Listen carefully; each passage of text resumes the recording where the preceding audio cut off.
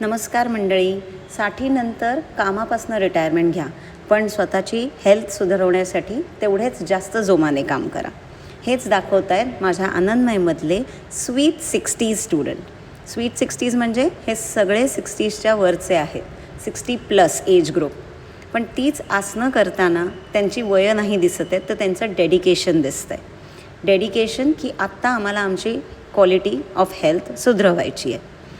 60 म्हटलं की फक्त हेल्थ प्रॉब्लेम्स लक्षात येतात. डायबिटीज, BP, कोलेस्ट्रॉल, गुडघ्यांची झीज, मणक्यांची गॅप, फ्रोझन शोल्डर. पण त्या प्रॉब्लेम्समधनं जर तुम्हाला तुमची क्वालिटी ऑफ लाईफ सुधरवायची असेल तर एकच शब्द आहे, तो आहे योग.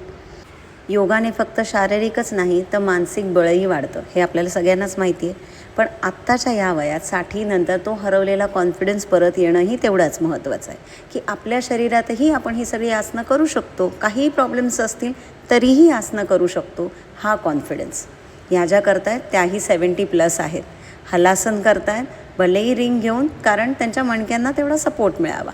सो कुठलंही आसन तुम्ही कशाही पद्धतीने इकडे करू शकता आणि तेवढाच आनंदही मिळवू शकता. म्हणूनच नाव आहे आनंदमय योग. सो तुमच्या सगळ्यांचा आमच्या आनंदमय योगासमध्ये खूप खूप स्वागत आहे. हरिओम.